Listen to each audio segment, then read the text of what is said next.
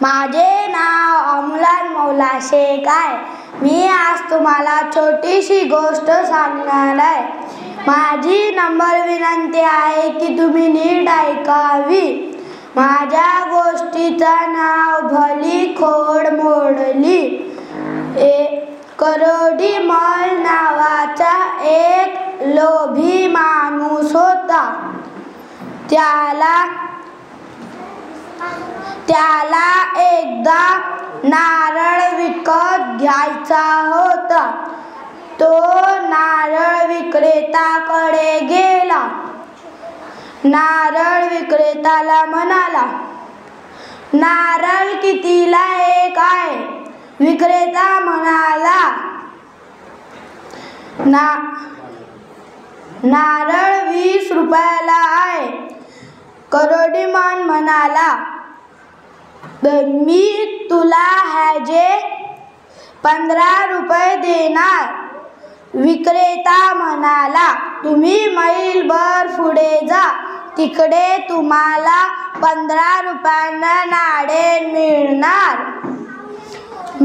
म्हणून करोडीमान मनात म्हणाला, पैशाला तर खूप मोल आहे. पैशाला खूप मोल आहे.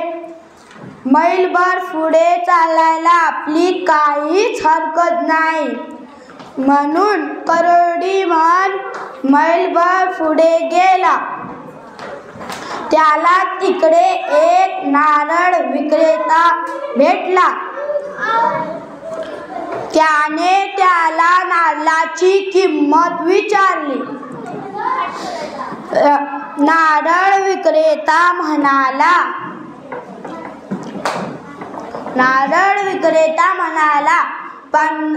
15 रुपयांना एक नारळ आहे.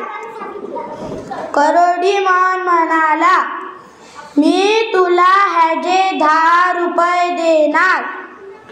विक्रेता म्हणाला, तुम्ही मैलभर पुढे जा, तिकडे तुम्हाला 10 रुपयांना नारळ मिळणार.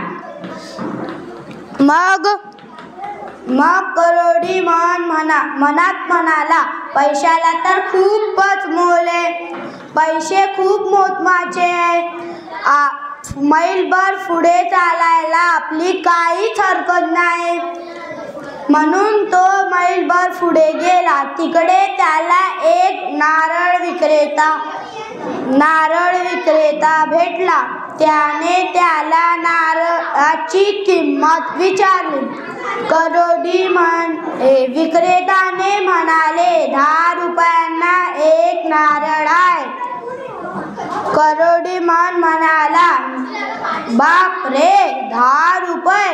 मी तुला ह्याचे 5 रुपये देणार. विक्रेता म्हणाला, तुम्ही मैलभर पुढे जा, तुम्ही समुद्र किनाऱ्यावर पोहोचणार. तिकडे तुम्हाला एक नारळ विक्रेता भेटणार. करोडीमान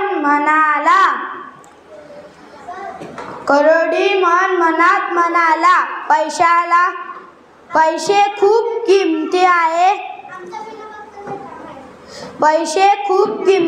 मैलभर पुढे चालायला आपली काहीच हरकत नाही. म्हणून तो मैलभर पुढे गेला.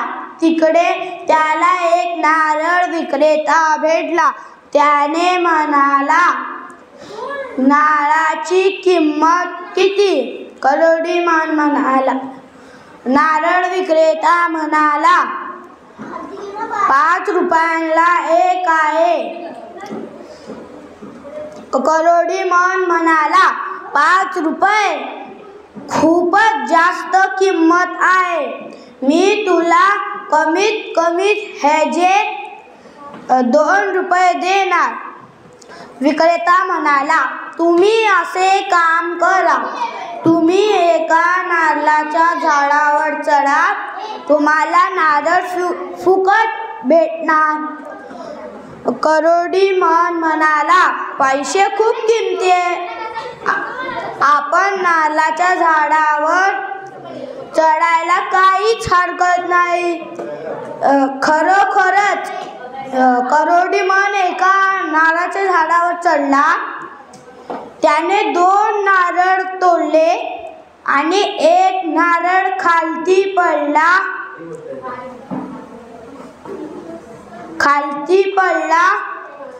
आणि करोडीमलचा पाय घसरला आणि तो धपकन खालती पडला.